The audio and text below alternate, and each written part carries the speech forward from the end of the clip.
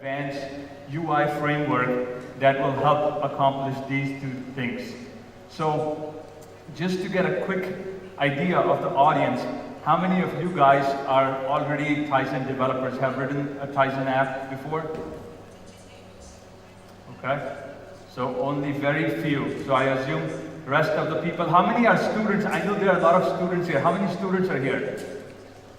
Okay, I see a few hands, good. And I guess the rest of the folks, they're developers, other platform, have written app for other platform? Android, something else? Okay, good. So I will cover things slowly, and in the end, of course, you can ask me a question. We'll see how the timing goes. So, first of all, what does globalization mean, right? It's a big word, we all use it. The way I think about it is, globalization means making sure your application works for the audience all over the world, right? Because not everybody speaks Chinese or English, as you know. There are people in other parts of the world who use Tizen's product, and they need to accomplish the same goals. So think about it this way. You are sitting on your computer, writing code. All you have to do, I'll cover the material today. All you have to do is a little bit extra work, and you can make your app run worldwide. And then you can get all the revenue. The money from all the Tizen App Store deploys in 182 countries. So there are a lot of other people in different countries who need application in their language, in their context, and then they will pay for your apps and you can make money. You just have to do a little bit work. It's not a lot. We will cover the high level today. So like I said, Tizen App Store is available in 182 countries. China is a big country, right? Big economy, but overall the global economy is even bigger. So there's a bigger market share outside. I just want to make sure you understand how important internationalization and globalization really is. Everybody, think global, but they start local. I'm suggesting think global, but also start global, and it's not that hard. So, just to get some terms out of the way, there are a lot of similar terms. So these are some definitions. Internationalization is basically a process in which you architect your software code so that it works for languages, regional support in different languages, in different regions of the world. So this have to deal with more of how you write your code, you architect, especially text, images, date, time, there are a lot of things. Localization, on the other hand, is something that translators do. Something like right now, people are translating, they're localizing English to Chinese. And localization is what mostly humans, company hire people, and they will translate the string, the text, even the images for different countries. And then globalization is just an umbrella term. It basically means if you do both internationalization and localization, then you are actually doing globalization. And then there's also another term which is a little bit tangential. It's called local and regional formatting. And this kind of falls under localization, but you'll hear of this term a lot. It's called locale, L-O-C-A-L-E. It's not like local, which basically means to handle numbers, currencies, which are in different formats in different parts of the world. So imagine, I'm sure a lot of you have experienced this, right?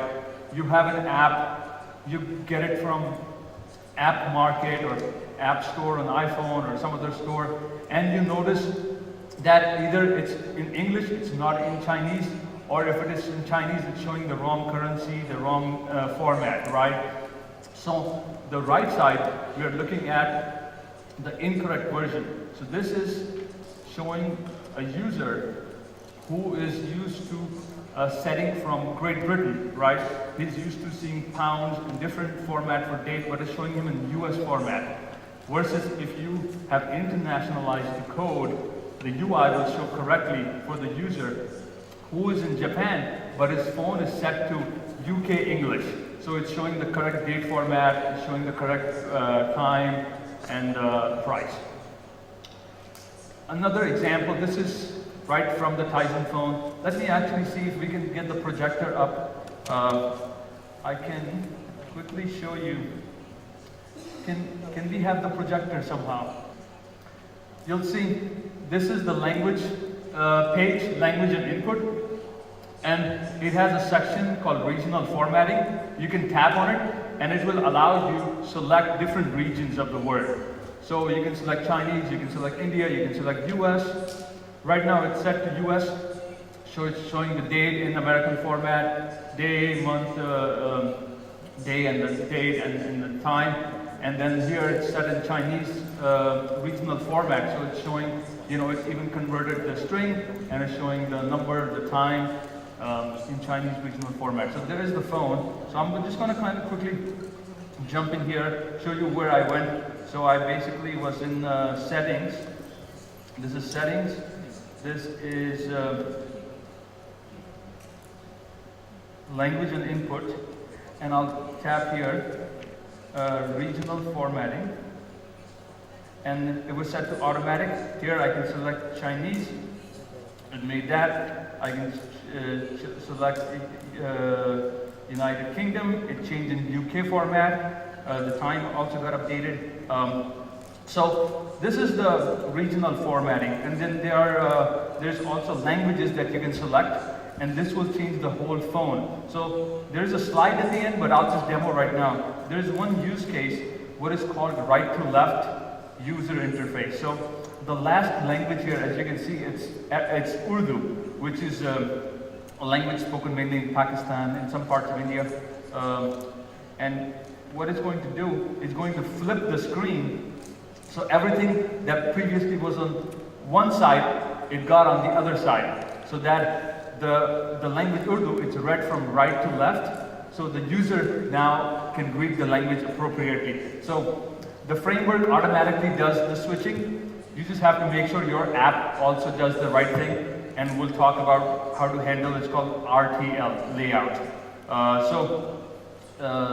The phone is set to everything now, all the apps, everything has been localized, the content.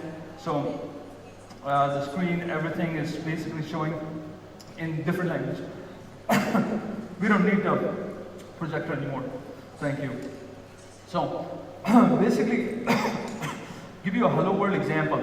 Simple steps that you can do today. All you need to first do is create a folder structure, something like this. So you have your index.html page. Under that, you would create a directory called locales. And under that, right now here we have EN, which is for English. And then you will also create JavaScript files. Step 2 is create JavaScript file, which will have JSON data. And this is the JSON object.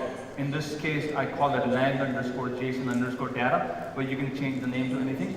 And inside, there is the string, which is the key value. So hello, basically we are saying in English, if the user is using Korean, it is under this folder, ko language.js, and this is hello in Korean. And you can create the same, this is just one hello example, but you can imagine the whole app, all the strings you can convert in Korean or Chinese or French or any language.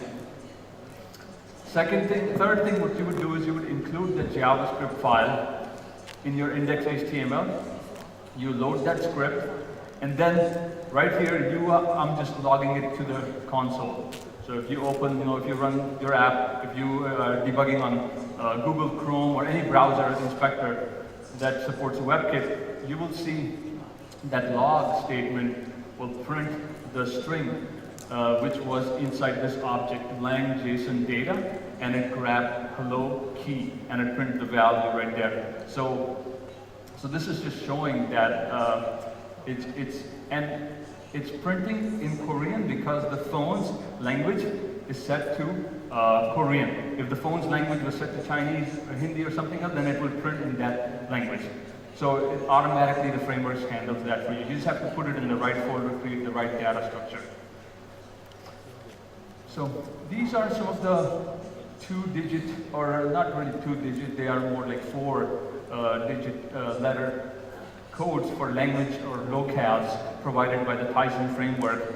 And as you can see, we have different Chinese.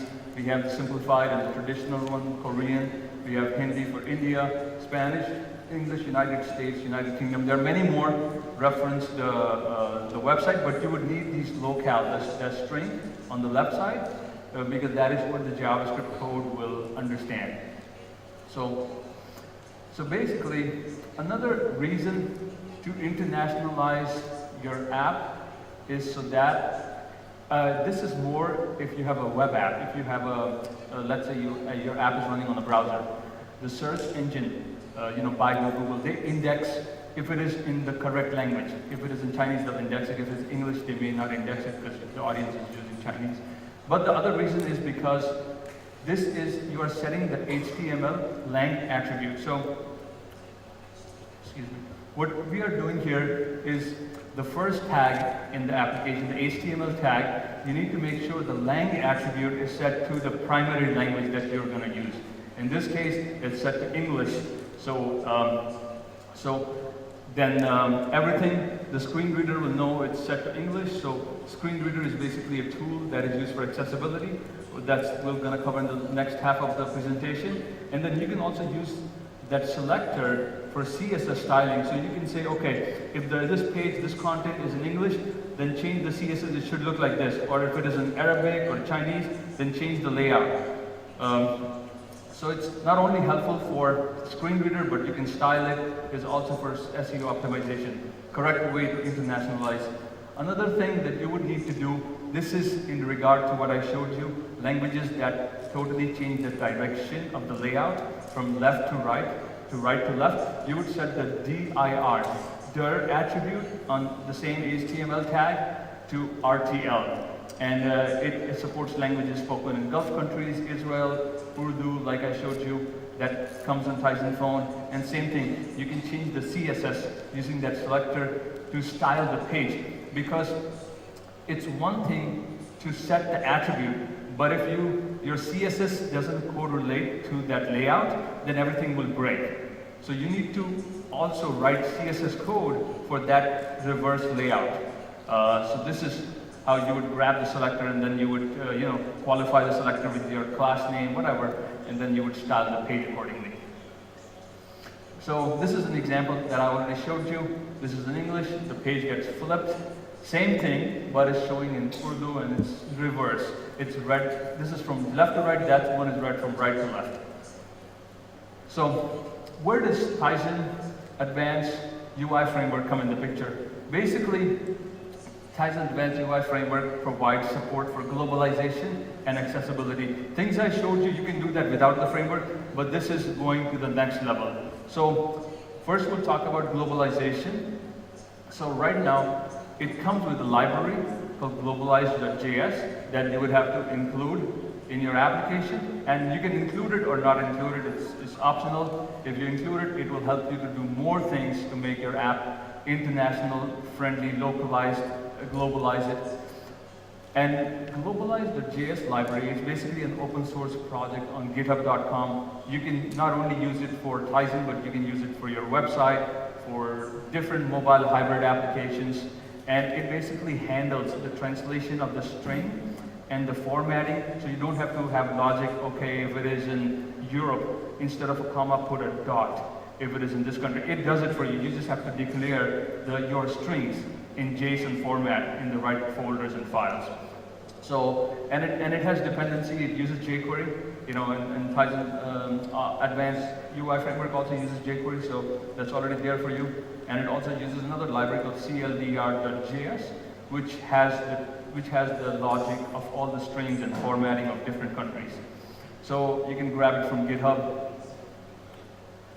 And this is kind of what your folder structure would look like when you add that library. So you have your standard, you have your page, and your index.html, and you would drop in globalize.js, and Tizen Advanced UI Framework goes into the two JavaScript and CSS file, would go inside that folder, and then you would include your own.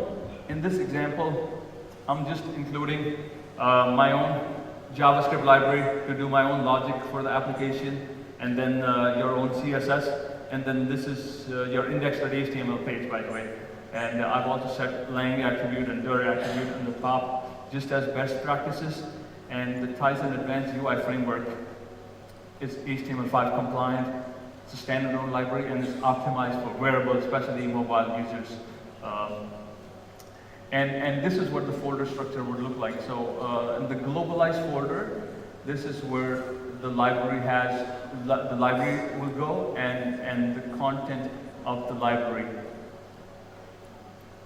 So this is an example, a snippet of code, what you can do. So if you call setLocale helper method using globalize.js, you would basically first set the locale ID to whatever ID, the 2-digit ID we saw in the slide before. So if you're supporting Korean, here you would declare Korean as the locale ID, and then in your event listener, this is when the page is shown, just call setLocale and then you pass in that ID. And then in its callback done method, I'm basically logging it out to show you that the library grabs the right string and it shows you, okay, I know you're trying to get Korean, and it'll print out KO, that's for Korean.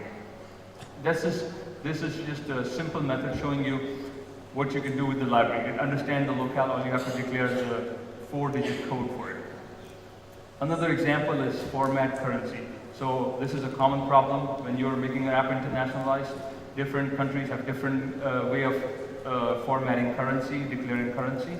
And here again, we have defined currency unit, and the string is KRW, which is an ISO standard 24217. And then again, I call setLocale, pass in the locale ID, and then the callback method right now. Once it knows my locale, I just call format currency, pass in the string, and then the variable which declared the unit, and it prints out how the currency will be shown in Korea. So there are a bunch of helper methods like these.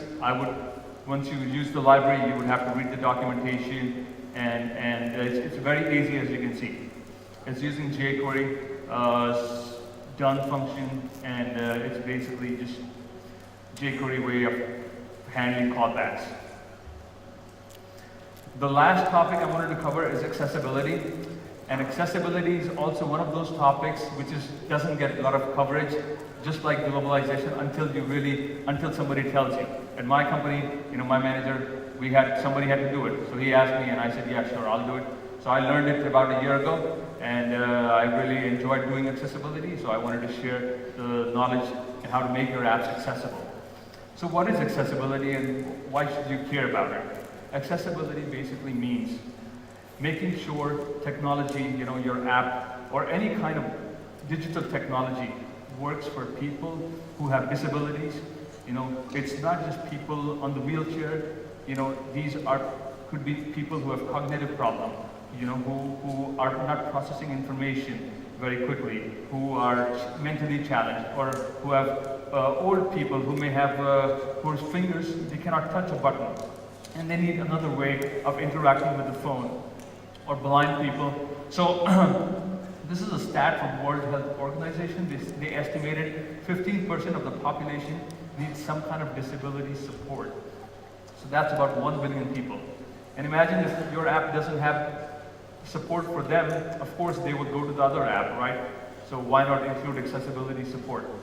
And it's not a lot of work. So, okay, sorry, I went back.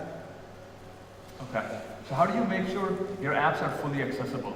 Number one thing you can do is make sure the content is semantic. And what it means is basically that you use the correct HTML for declaring the correct content, the correct markup, and it's valid. So because how accessibility works, generally there is a screen reader. It's an application that reads the screen content by content in a particular order.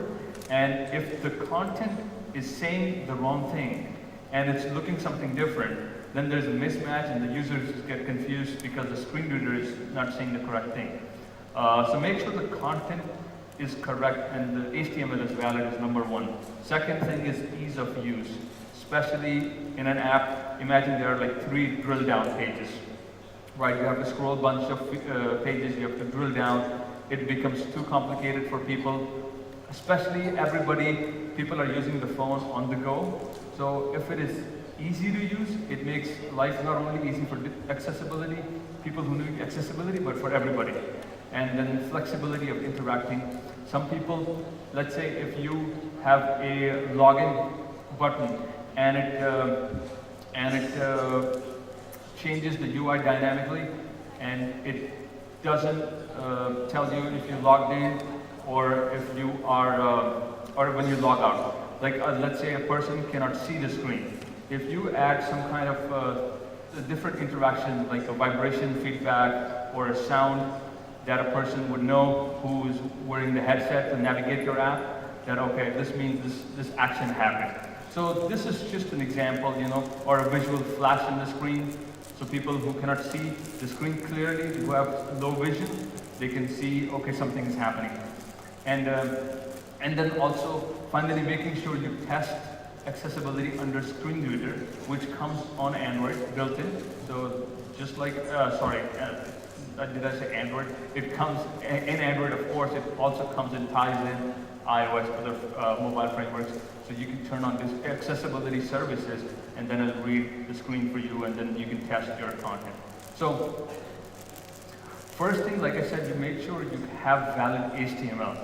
And so don't just use divs and spans all over the page and just use class names, but use what HTML5 recommends, the article, the correct tags, section tag to define the layout of the page. And then you may also want to use tab index, but be a little bit careful. Tab index is an attribute that you can set, and it manages the focus. So if a user, they're not using the mouse, maybe they're using a keyboard or a screen reader, how the screen reader goes from one place to the next is defined by the tab index attribute, and you can set it to 0, which is follow in the order, or you can set it to 1 or -1. Secondly, you would want to support ARIA attributes and roles, and these are additional set of attributes because HTML still, even if you keep it semantic, it's still not accessible friendly. It still doesn't give enough information about the state. Let's say there's a button and you click on the button, and the button is a checkbox, right? And it may not announce it that it's checked or it's unchecked. But if you add the correct ARIA attribute, then it'll tell the user, okay, it's checked or it's not checked, or there are 3 buttons. Out of them, you have to select 2. So this is one simple example, and this is I got from the Tizen documentation, the way screen reader handles accessibility. So it starts with the content. It actually reads the content, then it looks for the attributes other than the role and the ARIA attributes, and then it looks for the role attribute and the ARIA label. And here we have set a tab index as 0, so we're saying you will read this image and then just flow in the order, then get the focus to the div, and then the on, which is set to true because the button is on, and that's where the focus is right now. So it's just reading in order, and ARIA this is how you would set state. This is saying this button is true, and if it was off, this would become false. So you would have to dynamically set that in JavaScript, but it goes in the HTML tag as an attribute. And these are the Tizen's screen reader guide. How do you use the screen reader tool? So when you tap on it, you select an object, you double tap, you execute the select. You can do 2-finger tap to pan, because your regular swiping gestures won't work in screen reader. So you have to learn how to navigate this in screen reader. So this is where ARIA really shines. So example, you have a UI of an application, something like this, right? It's a music player, there's an image. First of all, image, in this case, it is not meaningful. It is just for the purpose of looking good, looking friendly design. So you don't need to have an ARIA attribute or label defining, because it's just for visual purpose. If it was functional, if you could click on the image, then you would put some kind of information. So we start with number 1, which is the shuffle button, And basically you would set the ARIA attribute there, because it's a toggle button. You can set it to on or off. And then you have the favorites. Also, when you set the favorite, then you can then tell you check. It's like a checkbox. Okay, you mark this song as your favorite. And there's the volume control, which ARIA has a slider. So if you tap the volume, it will read volume is, it depends how you set the slider. It may say volume is 70 out of 100, and then the user can change the volume. It has previous tracks. Play pause is one of the important buttons. It tells when the screen reader, when the user is navigating using screen reader, if it is playing right now or it's in pause mode. Imagine if there is a video without a song and the user cannot hear it, but something's happening on the screen, they cannot see it. So you need to define the states for especially a complicated UI like this. And then of course there is the next track, previous track button, current playlist. All of them would technically have some kind of ARIA label or attribute defined to make the content more user-friendly for a screen reader. And this, of course, needs testing, which is the source of the truth. So this is one little video I wanted to play. Can we have the video, please?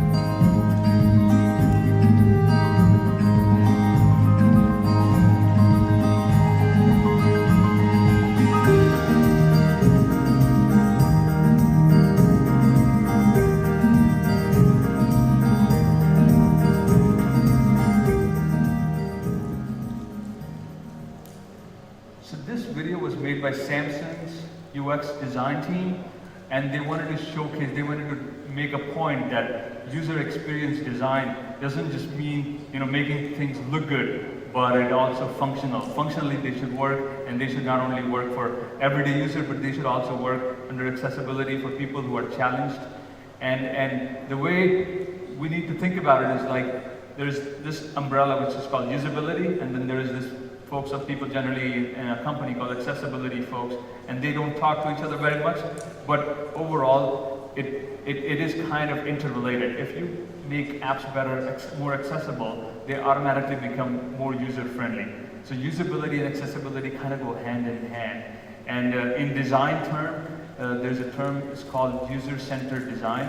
It basically means, there's another term, user-centered design, and I think that's what it is. And basically it means that you have to design for all kind of users in mind and not just one user. So I'm going to give you some UX tips because those are also equally important, especially when working on accessibility. This is an example what you shouldn't and should do. On the right side or your left side, we have an image.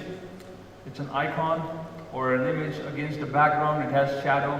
It is kind of like, what it doesn't have is it doesn't have enough contrast ratio. The one on the bottom, you can see it more clearly because it has a better contrast.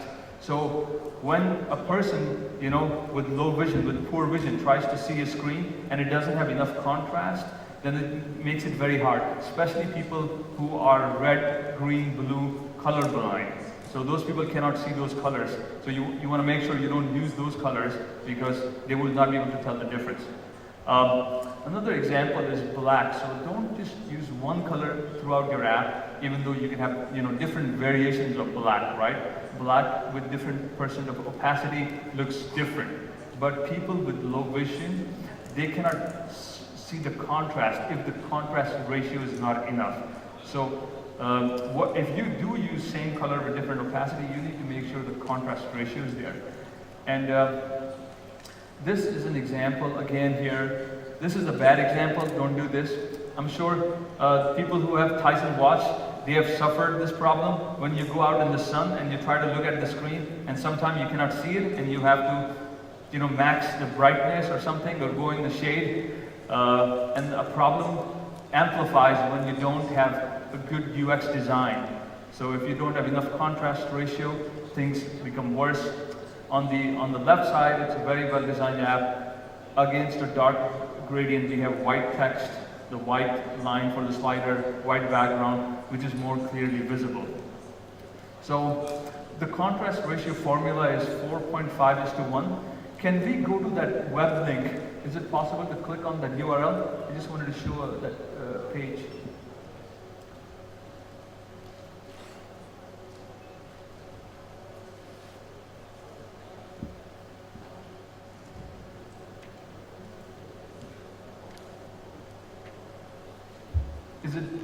Is it possible to go on that URL? It's a really good tool where you can plug in 2 different colors and it will tell you the contrast ratio. You may have to exit out of the presentation mode.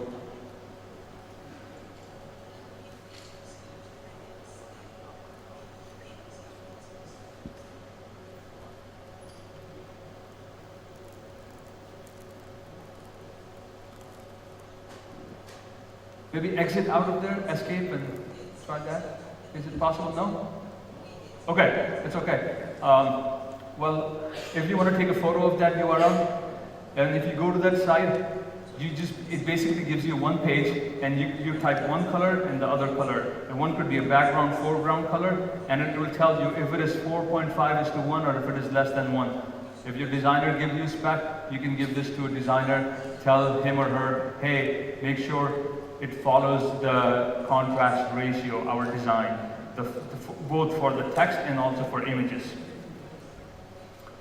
Another use case is, you know, even though the watch is very well designed, the user, our app developers can sometimes make mistakes and keep the font size very small. So don't keep the font size really small, especially on a small device like that, because it becomes kind of unreadable. And if you do, make sure you enable font in the font settings, you enable zoom, so that the users who need to zoom, they can zoom and max and then see. Think of people who don't have good vision like you. You know, they need to see things bigger. So make sure that's an option. You don't disable zooming feature. And this is how things will change. If you go to settings, accessibility, font size, and you enable changing of font size, then the list items inside the list item will automatically grow. You know, they become bigger or smaller. The checkbox item inside this description tag, they will change in size. So, and this not only works for web, but also applies for when you use the native SDK. So it will automatically make the changes. So you want to make sure that font zooming in, zooming out is enabled, and the page doesn't disable the zooming feature. So with that said, I'd like to, you know, just kind of remind you some of the things we discussed today. So start with internationalization your apps. All you have to first thing is to make sure you set the correct HTML tags, the language, the direction, and then secondly, you don't hard code your strings in your application logic. You have a separate file for your string, which is the JSON file, and you grab the strings from there. And you can use it without using globalizer.js or with using globalizer.js, which will make your life a lot easier, especially when you have to scale the app to different regions and countries. And then more people need your help than you think for making sure apps are accessible in both in terms of UX and also what you can do to make the content and HTML more meaningful. And then accessibility and user experience go hand in hand. So if you're improving accessibility, you're automatically making sure it's a better UX for everybody.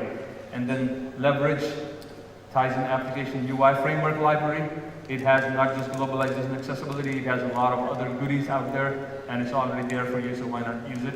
And then, doing these extra things will also set you apart from your competition. Because people, when they look for apps, there are so many apps already on the store, right? And if you provide a better user experience, you will get better ratings, you will get more downloads, more revenue. So it's definitely worth the investment. And things are easier in the beginning versus if you try to implement these things in the end. So with that, these are the resources. You can email me if you have any questions. I did not put my Twitter or LinkedIn. I should have put, because I know LinkedIn people use in China, but email is fine. And then these are some of the useful links, both referencing W3C spec and also Tizen dev guide for these areas that we covered today. And with that, I'll take questions. Anybody has any questions? Anything, it can be anything. Basic, simple or advanced question, concern, or anything you liked, learned. Okay then, if you do have any questions, you can email me or you can grab me afterwards. Thank you again, and have a good evening.